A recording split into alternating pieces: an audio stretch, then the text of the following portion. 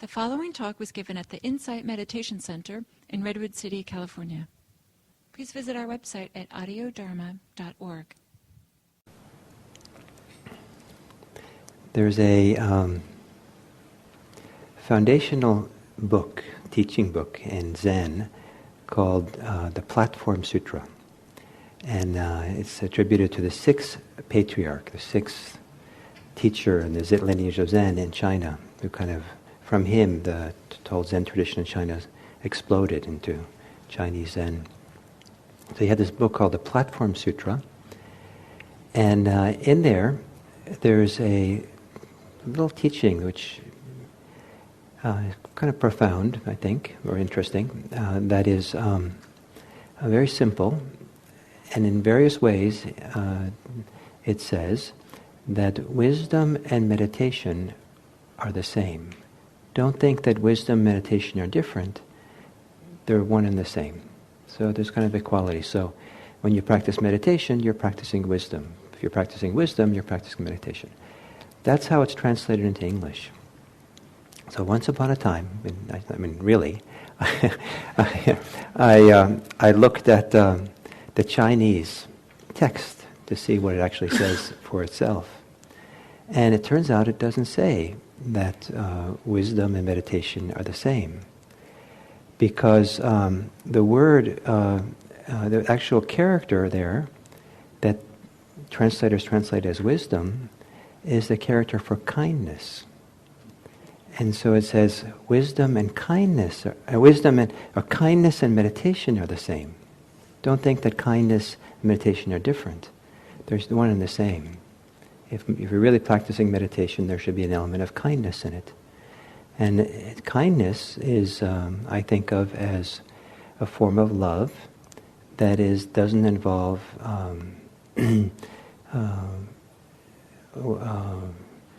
personal desires, something wanting in ourselves, not about the transactional love where we love someone and want something in return. It's this kind of very generous spirit of the heart that loves without needing anything back.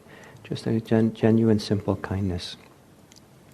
So I thought that was pretty cool to see that. Kindness and meditation are the same.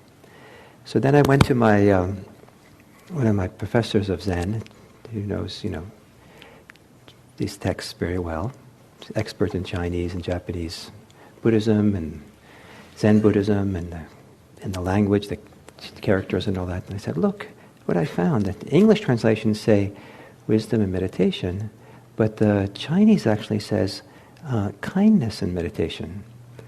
And he said, the word for kindness, the character, and the character for wisdom are homonyms. They have the same pronunciation in Chinese. And the characters kind of look the same, so he just said, it's a scribal error.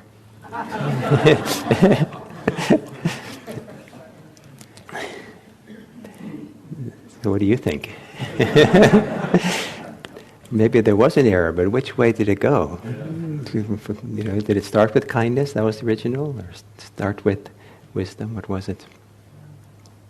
So this idea of kindness maybe being foundational. Maybe kindness is the highest expression of wisdom. That kindness towards oneself, kindness to others, kindness to the world is to help create benefit, the highest benefit for everyone. How to care for ourselves and others. And one of the primary ways to benefit self and others, to care, is to help alleviate suffering. That all the different variations of what in Buddhism we call suffering, whether it's mild, irritation and stress, or whether it's some of the major big issues of suffering in our lives, sickness, old age, and death, and tragedy of all kinds. That to live a life of kindness is not just simply to be sweet and nice around but rather to have a life where the coming out of your heart is a general, is a movement of love, of caring, of generosity to oneself and others, where the heart's desire is to consider what's best for everyone involved, what's best for the world, to want to support and help. Very different than, just operating from, it's all about me. I want what I'm supposed to get. Or my people, just all for my people, my family, whatever. But to actually have a heart that's open, full, and has space for generosity to come. And I kind of believe, it's an article of faith, because I can't give you the scientific, clinical proofs for this, that a heart which is deeply settled on itself, relaxed, not attached to things, we be open, present for the world and others, contented in deep way, in some kind of deep, wise satisfaction that's just here, that the expression of that heart takes the form of generosity, takes the form of kindness, kindness being a form of generosity, takes the form of love. And that love is one of the primary treasures of human life, of the human heart. And maybe love takes many different shapes and forms depending on the person. So I kind of like use the word kindness if we're generous to the word. If we don't see kindness as being kind of like, just kind of superficial, but see kindness maybe as a word like love, but more people can find themselves in. With the word love, it's such a powerful word. But kindness also is very simple and straightforward. So this idea that we can have a heart that is at peace, a mind which is at ease, that we can go into any circumstance, any situation, tragedy we find ourselves in, and be able to somehow keep the heart open, keep the heart calm, settled, so that the best qualities can come from it. So we're not afraid, we're not angry, we're not contracted, we're not so pulled in or contracted around our pain, our suffering, or what's painful, that those areas of kindness don't flow. And so in the Buddhist tradition, one of the primary aspects of this practice that we do is to not necessarily go directly to understand how to be kind, how to be loving, how to be at peace, but to really understand realistically and honestly how we're not, what gets in the way, what's actually going on. Your wisdom becomes very practical if you understand how you cover over your good heart, how you get caught up, how you get attached. And so Buddhism has a lot of teachings about how you get caught, how you get, the heart gets covered over, how your freedom and awakening gets covered. The word hindrances literally means a covering in the ancient language, to cover over. And some people feel like maybe sometimes the Buddhism is kind of like a dour religion, because of how often it talks about not clinging and overcoming the obstacles we have. But I think it's the opposite. It's like it really understands this tremendous potential of the heart to be free, to be loving, to be kind, to be open. And it wants us to be able to access it realistically. And in situations where it's often very challenging to do it. And so we want to understand how it's difficult for us, how we pull away from that, how we close down to it, how we lose it, how we get it. And just like we use the word in Buddhism, suffering is a kind of universal word for all the ways in which we get caught and it hurts. The universal word for the category word for all the ways that we get covered over, our good heart gets covered over, is the word clinging. And clinging takes many, many different forms. It's not just like one thing, just to cling. But all the ways we get attached, that we get obsessive, we get compulsive, we get somehow caught, our buttons get pushed. There's all kinds of ways of maybe saying the same thing. And one of the, I think, nutshell kind of explanations of Buddhism, the heart of it, is the little saying that if you cling, you will suffer. And if you let go of that clinging, that suffering will go away. The first half, if you cling, you will suffer. Well, maybe some of you will recognize it. Oh yeah, that's right. There are times where I cling and it hurts. It's difficult. It makes my life harder. And it's a drag. Oh well, that's the way it is. Thank you for telling me. The second half is the good news. If you let go of that clinging, then that suffering will also go away or fade away. And that's the good news. It's possible to become free. And some people are not very satisfied with a religious goal that just the end of suffering, the end of clinging, because it's not, your neighbors down the street, they have much grander spiritual goals. They commune with the Absolute. They have oneness with God. They all kinds of great things. The way they talk about it, and they say, "How about you? What are you up into? What are you up to?" I'm into the, not clinging. And they kind of, okay, well, it doesn't seem like it's so grand. But in fact, I think it's one of the grandest things. The consequences of not clinging, because the clinging is what's the word?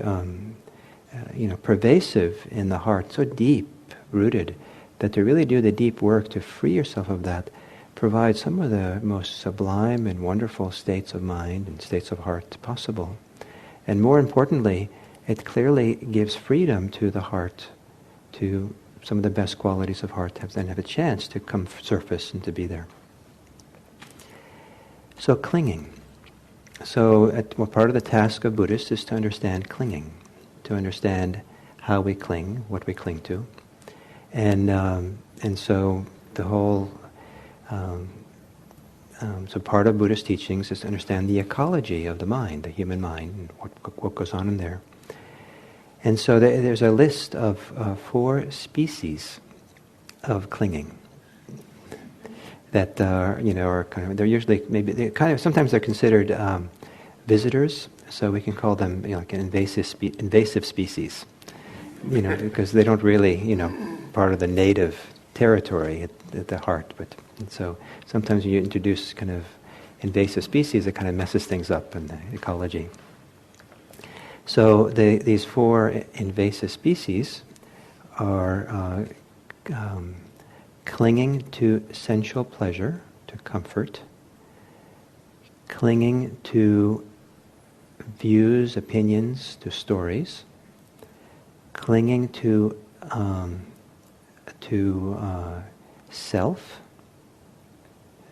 self-identity, self-definition, and then clinging to what's usually translated as rites and rituals. And we can understand maybe as clinging to all kinds of religious practices. So the first one, clinging to sensual pleasure. Sometimes when it's presented that way, people will hear it and say, "Oh, that means like people who are, have a big problem with maybe alcohol or sex or these are people who are addicts or kind of all those extreme people. It doesn't relate to me." But in fact, most human life, and actually in Buddhism, human life is kind of defined as a life connected to sensual pleasure or to comfort. And if you study yourself honestly through the day, through the week, how many decisions you make that are based on your comfort and your pleasure, and avoiding unpleasantness and discomfort, you probably find that it's pervasive. Like you're making choices all the time. And many of them probably are innocent, and no one's saying you shouldn't do that. But it can be surprising how much it drives a person's life. The food you buy to eat, the way you cook, what you do, how much time do you spend, how much money do you spend, how much efforts do you make to do something which is more than what you basically need for your sustenance, but you do it because you want more pleasure. Some of you have cars, and there's a certain degree of pleasure and comfort in having a nice car, whatever that is. And probably, I suspect most of you could downsize your cars, most of you, and if you have a car, and get along just really well, getting to where as transportation, and just it's a car that costs less. Get a nice little used car, sell your car, and give your extra money to charity. The world could use it. But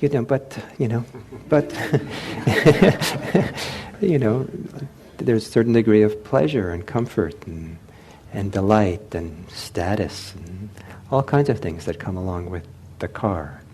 And so we make choices, and then when people calculate, well, I deserve it. I remember the first time I ever went to a car dealership to test drive a car, and I think it was a little Honda Civic, and the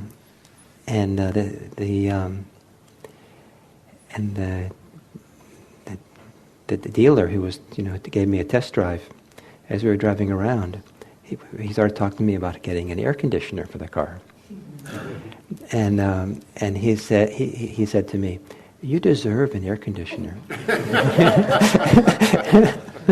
You deserve it." It wasn't like it's practical. You'll feel comfortable. You'll get older someday, and temperature is you're more sensitive to it. It's not. No, you deserve it. So there's the justification for pleasure. So if you look, and it's not supposed to be a bad news that you look and make an inventory of all the choices you make that have to do with pleasure and comfort. It's not a criticism, but I think it's very interesting to become aware of it, because once you become aware of it, then you can kind of assess, is there then in some of it, 10% of it, 2% of it, 99% of it, clinging, craving. How much freedom do you have in those decisions? Are you caught in the grip of it and you feel kind of it's challenging that you're not to have it, you have to have it. And so to understand why, what's the beliefs, what's the emotions, what's going on for you? How much are you driven by the desire for pleasure, for comfort? And driven is a powerful word, because driven means that you have no choice. It's kind of acting on compulsion. And what Buddhism is looking for is an undriven life, an uncompulsive life, and a life that has no obsession to it, where we certainly engage in the world, but we're not being driven, we're driving. We have the freedom to choose and to follow our way. So to look at sensual pleasure, and if you look beyond your life, perhaps, you can see that there's a tremendous amount of harm that gets done in our world by people who are pursuing sensual pleasure, and pleasure, comfort, and all kinds, and both for themselves, like people who have issues with addiction, but also the excessive consumption of things out of pleasure that requires tremendous amount of environmental damage to acquire those things, to make those things, to transport those things. And some of the things we can go so casually and innocently go down to a local market or store or to buy are creating economic havoc for people in some parts of the world, where people have horrible conditions and where their life is getting worse and worse rather than better as we go and buy a simple thing.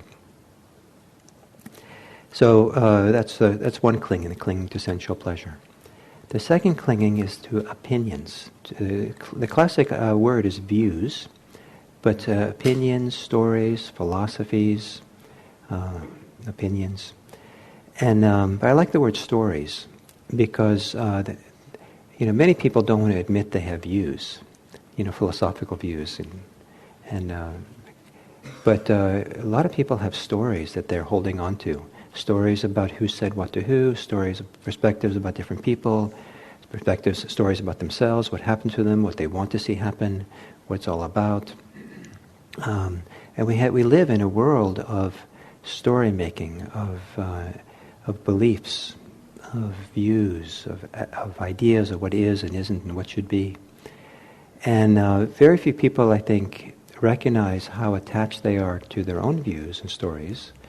So sometimes if you spend a little bit of time studying other people, it's often a lot easier to see, boy, they're really stuck in their views. Can't believe it. And sometimes it's views about themselves. Like people, you want to shake them, and say, no, you're not such a terrible person. People have sometimes a very negative feeling about themselves and feel that they don't want to really admit to other people what's really going on because they feel like they're already wrong and somehow bad and unworthy. And it's a story, it's an idea that they have. And some of these ideas are very, very deeply ingrained or, in our system.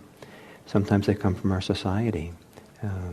Messages from society that you're such a person and you're that kind of person and you're unworthy or not wanted or you're somehow special and you're wonderful. The epidemic, I think more around here probably than maybe other places in the world, but the whole movement to raise children who had high self-esteem. And so they got all this positive reinforcement. It's at least people now, psychologists now are writing that it was a disaster. And they kind of grew up and expected that everything's going to be given to them. They deserve it. And so now people are thinking, well, maybe we should not raise kids with high self-esteem. And that's kind of the Buddhist point of view, is you don't raise people with high self-esteem as much. Equally, you don't raise people with low self-esteem. You don't raise them with any self.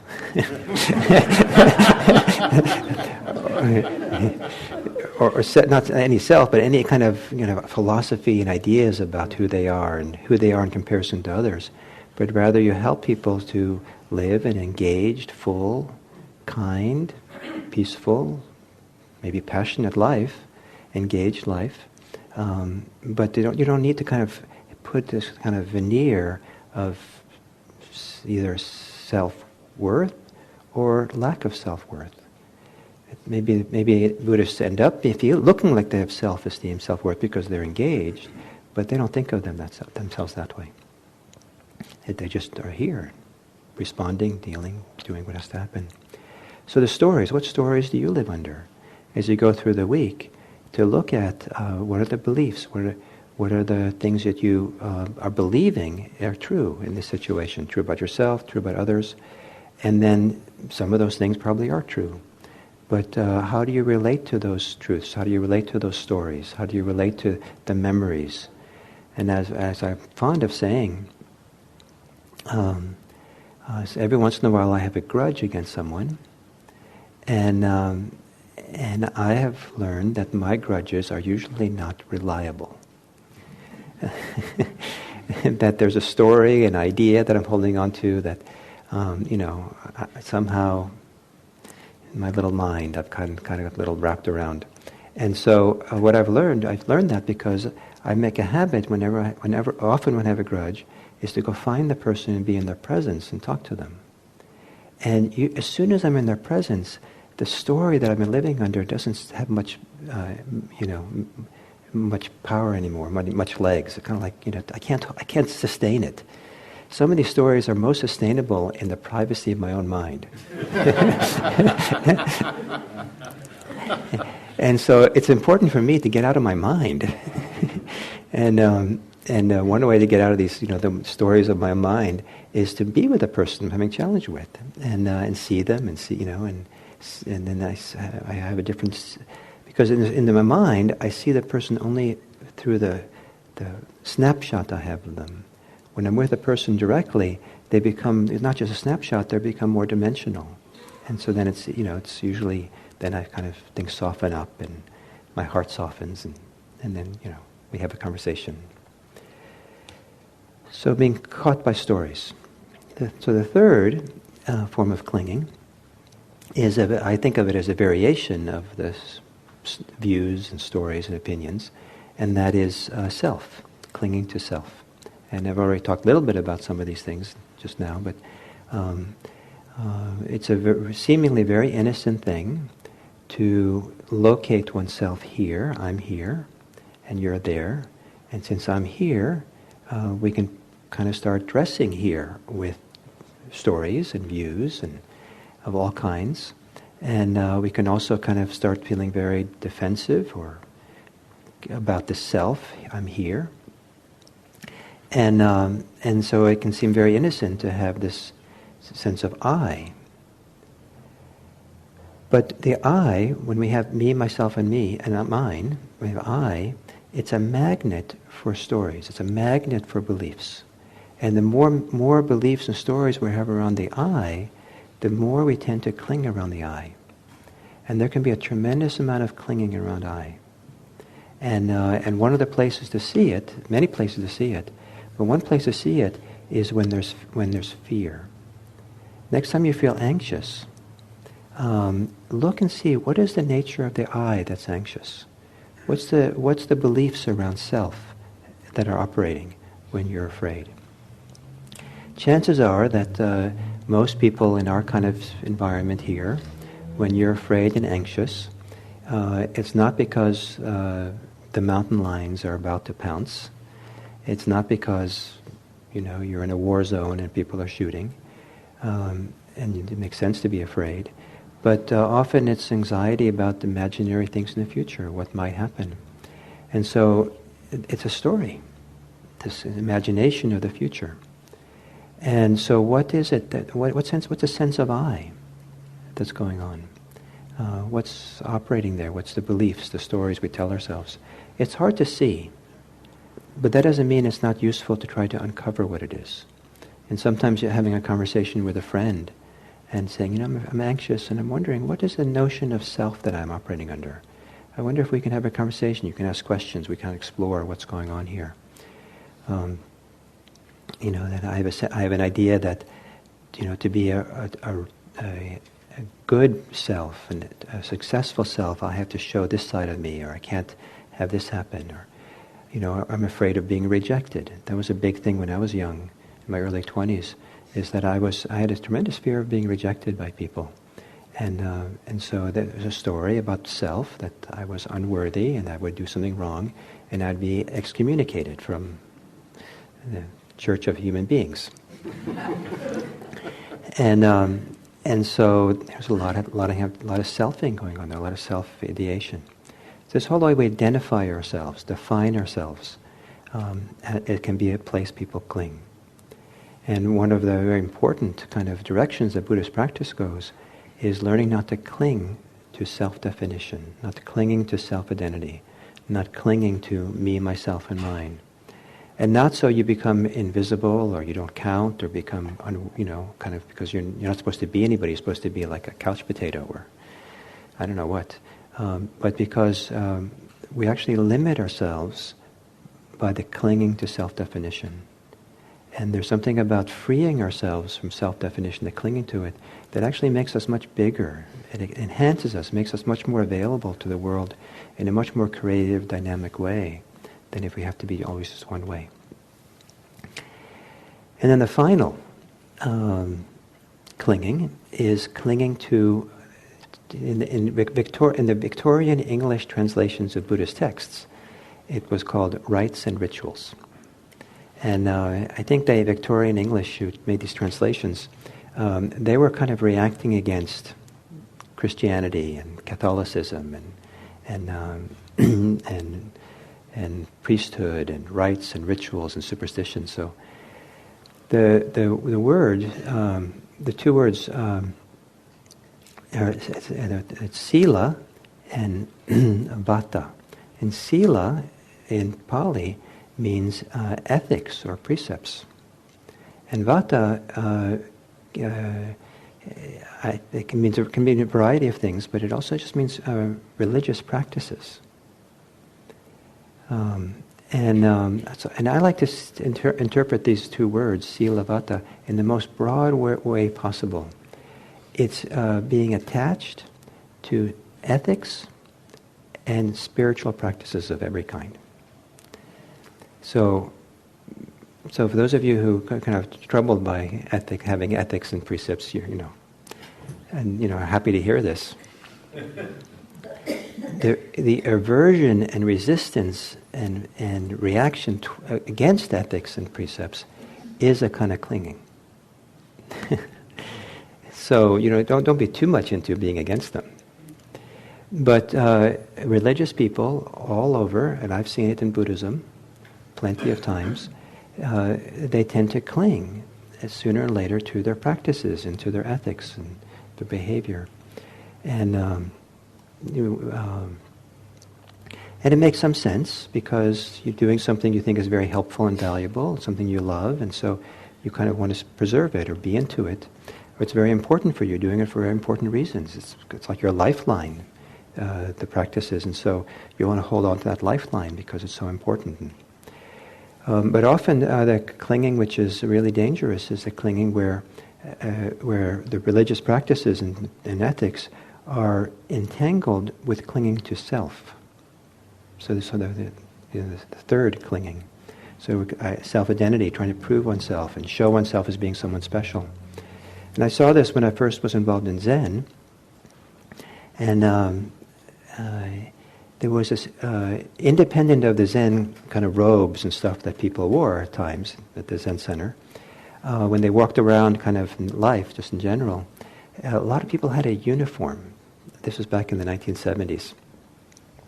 And the uniform was kind of like, I think it was an Amish vest, a Danish school bag, a mala, beads around your wrist, fat pants, they were called back then. They were kind of these very broad, wide kind of pants that you could meditate in easily, and Birkenstocks. And I think that the first person who wore, found the particular items and wore it, it made sense. It's kind of, they're practical and nice, maybe in a nice way. But after a while, it became like the uniform of people. All these people were wearing these same kind of things, and I looked, what's going on? And I think it had to do with a certain kind of identity, a certain kind of attachment to what this ethics, mores, behavior, attachments to the practice, to the religion, and wanting to show look who I am. I'm one of the in crowd because I wear Amish vests that have a Zen kind of flavor to it. So even though ethics is a very important part of Buddhist practice, even though religious practices are a very important part of it, there can be a lot of clinging to it, and clinging to meditation, clinging to our books and our Dharma talks, and wanting comfort and wanting this and wanting it just right. And part of all that is clinging to spiritual experiences, meditation experiences. If I just do my meditation practice, then I'll get, I have to have this experience. It's an experience which will define me, and then I'll be okay if I have that experience. And it becomes a chase after, more self. And it was wonderful for me to be in my Zen training, because it was always unexpected when they would ask you to stop meditating, to do something else. And you could be sitting meditating in the early morning, meditating, and someone would come and tap you on the finger, on the shoulder, and say, "We need you in the kitchen now." And but I was just getting concentrated. I was just on the brink of enlightenment, it was so fun, my sitting, this is where, sitting is where it's at. Kitchen, or somewhere, some toilet was, toilet was flowing and leaking, and we have to fix it now. But there's more important things than fixing the toilet. My meditation. I'm going to lose it. I'll never get back to it, whatever. And so the Zen training had a fantastic way of helping you understand how you are clinging to your practices and your religion and all that. And it was really marvelous, for me at least, to get to see that clinging and then discover something that this is the secret of this whole emphasis on clinging, is that it actually feels better to let go of clinging than it is to get what you want. There's something very profound and significant about the release that happens. So if I cling to something, it's kind of like having a tight fist, gripping onto something. And I might still be able to do what I want to accomplish or get what I want to do while I have the hand in a tight grip. But it feels so good to release the grip and be free.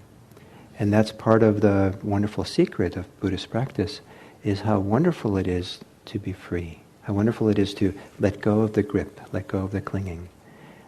We let go into freedom. We let go into ease and peace and openness.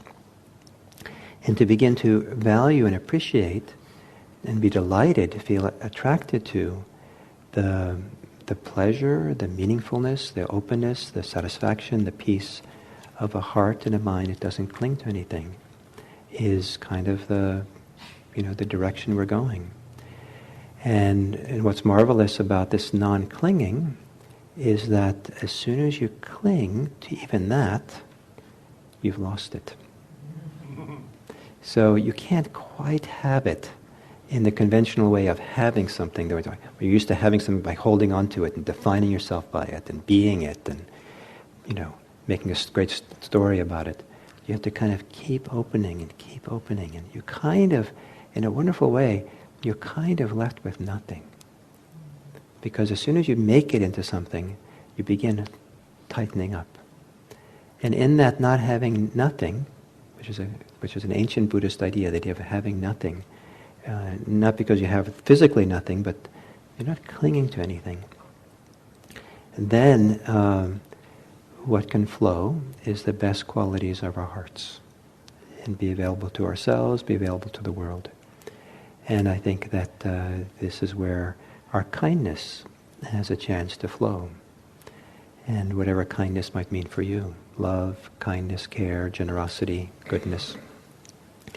And then the notion of kindness and compassion and love can be a helpful reference point to help you understand when you start clinging again.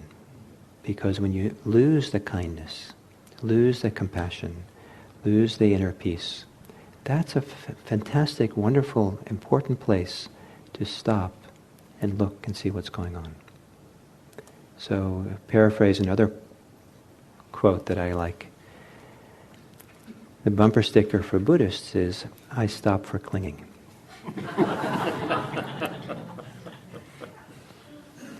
So as you go through this week, stop for clinging. Look at it. Get to know your clinging better. And see if you can discover what's on the other side of clinging. There's another side of it. So, thank you.